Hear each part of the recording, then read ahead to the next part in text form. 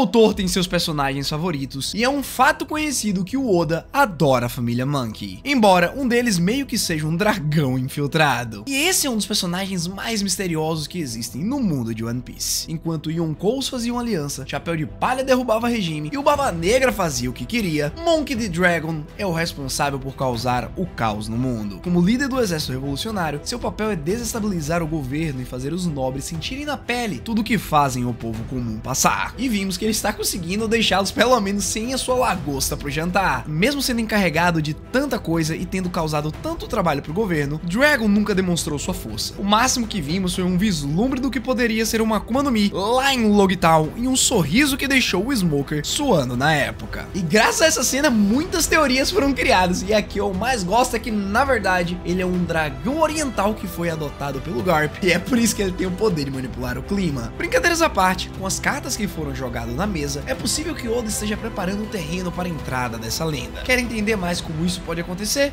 Vem comigo! Fala galera, eu me chamo Thales e hoje eu tô sentindo que eu vou lançar uma possibilidade que, sem dúvidas, vai se tornar canon. Será mesmo? Dragon, o pai do protagonista, alguém que guarda tanto mistério quanto o próprio Ruivo. Chegou a hora dele? Pra gente poder conversar um pouco mais sobre isso, eu peço pra você que ama esse tipo de conteúdo pra enfiar o pistolão de borracha no like, e convido você que não é inscrito a se inscrever no canal pra fazer parte de uma das melhores tripulações piratas do mundo daqui do YouTube. Agora bora lá entender como isso pode ser verdade.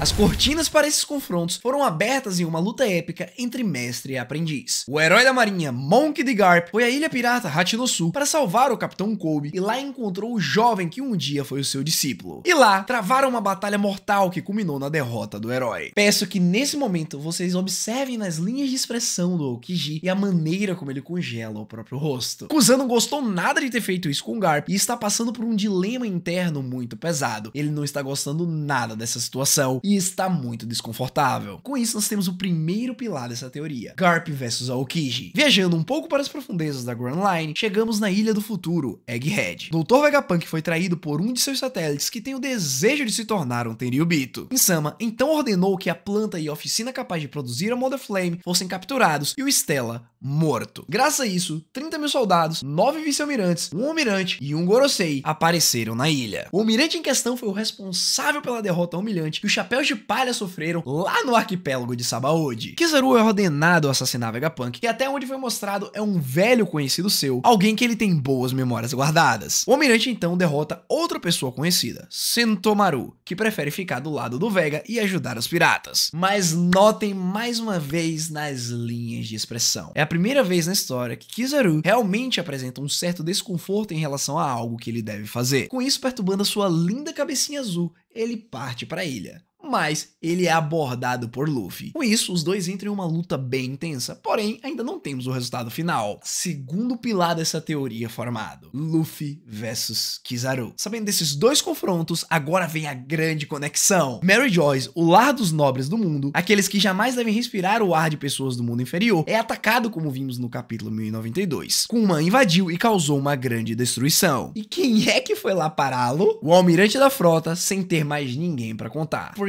que será, não é mesmo? Depois da invasão do exército revolucionário durante o Reverie, Fujitora e Ryokugyu se mostraram completamente ineficientes para resolver esse tipo de problema. Tendo isso como uma espécie de desculpa, a gente não pode culpar o pobre Sakazuki por confiar apenas em si mesmo. Ele largou o trabalho burocrático de assinar documentos e foi lidar com isso pessoalmente. Porém, depois de partir metade da cabeça do seu adversário, ele acaba deixando Kuma escapar. E mais uma vez voltamos às análises faciais dos personagens. Observem a expressão pesada do almirante da frota. Como representante da justiça absoluta, Akainu não vai deixar isso barato. E mesmo aparentemente não gostando do que tá fazendo, ele vai tentar perseguir o Kuma, afinal, ele atacou vários Tenryubitos. Durante essa caçada, é bem possível que o Dragon apareça para intervir. É bem provável que o Kuma não consiga mais ser salvo, mas as pontas começam a se ligar. Monkey D. Garp enfrentou Aokiji. Monkey D. Luffy enfrenta Kizaru. E agora chega a vez de Monkey D. Dragon enfrentar Akainu. Com isso, a família principal da obra irá enfrentar os 3 almirantes principais. E mais coisas ainda nos levam para esse possível confronto. Pela maneira como Akainu se comportou e pela expressão em seu rosto, podemos deduzir que ele tem um certo passado com o ex-Shichibukai. Afinal, assim como o Aokiji Kizaru, ele não tá gostando nada do que tá acontecendo. Kuma sempre foi amigo de Vegapunk e de Dragon, e existe a teoria que o pai do Luffy já tenha sido da marinha, ou pelo menos ter tido uma ligação com o almirante da frota. Não é normal uma pessoa guardar tanto rancor de alguém, igual como vimos em Marineford o Akainu se dirigindo a Luffy como se ele fosse apenas o filho do Dragon. Nesse cenário especulado nós teríamos o arco dos almirantes, mas claro que não seria nada definitivo. Tirando o Garp, que foi derrotado para salvar alguém, não dá para imaginar o Luffy ou o Dragon perdendo. Também não faria sentido os almirantes serem derrotados agora, ou seja, o que nos aguarda é apenas uma prévia da guerra final. Agora, nesse possível confronto entre Akainu e Dragon, é provável que daí parta mais um flashback que irá nos responder se realmente o pai do Luffy esteve ligado ao governo e à marinha. Durante isso, podemos ter acesso a informações do que motivou o almirante da frota a seguir o tipo de justiça que ele segue e informações mais precisas sobre o passado do mundo. E claro que uma das melhores coisas que pode acontecer nessa luta é termos uma nova escala de poder sendo demonstrada. Qual será o tipo de haki que Dragon e Sakazuki possuem? Porque eu